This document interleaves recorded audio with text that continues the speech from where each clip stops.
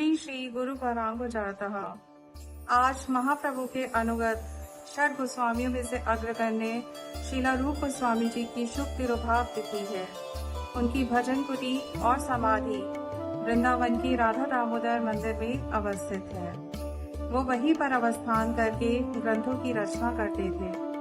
पहले वो हुसैन शाह के यहाँ पर काफी उच्च पद पर आसीन थे, परंतु भक्ति होने के कारण उन्होंने वैराग्य हुआ और सब कुछ छोड़कर भजन में प्रवृत्त हो गए। महाप्रभु की इच्छा अनुसार उन्होंने भक्ति रस का प्रकाश करने के लिए अनेकों ग्रंथों की रचनाएं की।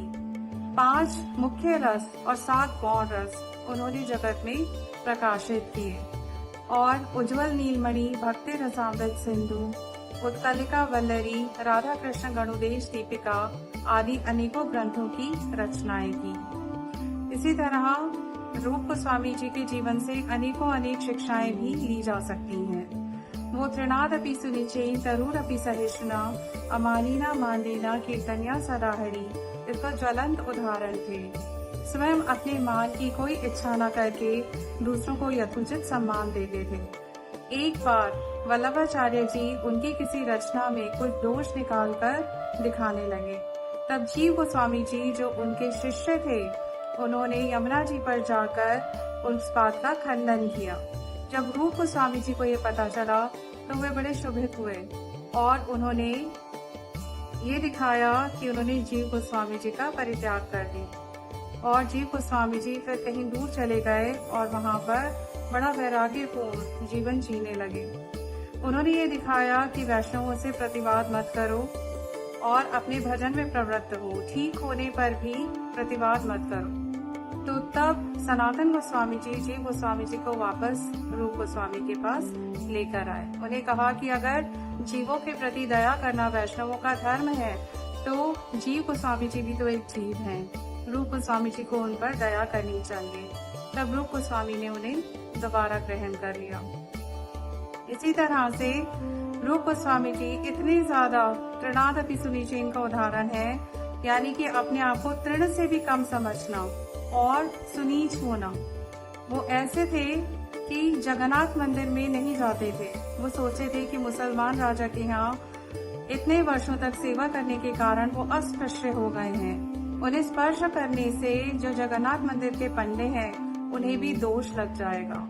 इसीलिए दूर से ही जगन्नाथ मंदिर के जो सुदर्शन चक्र हैं टॉप पर, उसी को दर्शन करके वो दूर से प्रणाम कर लेते थे। महाप्रभु के अनुगत जनों में वो ऐसे थे जिन्होंने उन्नत उज्जवल रस जो महाप्रभु इस जगत में देने के लिए आए, किस भाव से राधा जी की सखी का भाव ग्रहण करके या मंजरी का भाव ग्रहण करके कोई जीव लाभान्वित हो सकता है, ये महाप्रभु ने जो दिया, इसे रूप गोस्वामी जी ने ही जगत में प्रकाशित किया।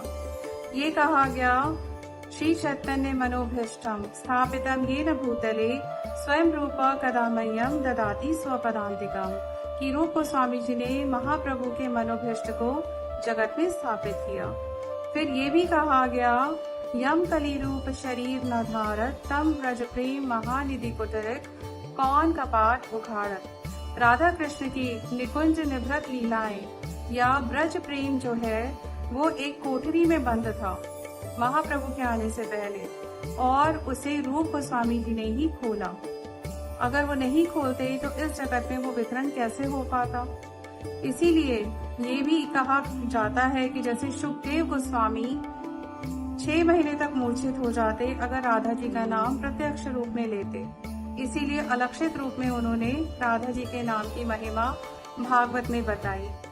परंतु श्रीमद महाप्रभु ने रूप गोस्वामी जी को, जो स्वयं राधा जी की खास कमरे की सहचरी हैं, उन्होंने उन्हें शक्ति प्रदान की कि किस प्रकार राधा कृष्ण की लीलाओं को, निगूढ़ लीलाओं को जगत में प्रकाशित करा जाए।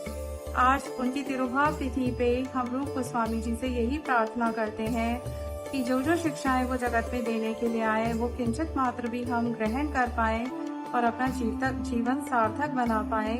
उनके चरणों में और गुरुवर्गों के चरणों में यही हमारी प्रार्थना है। हरे कृष्णा।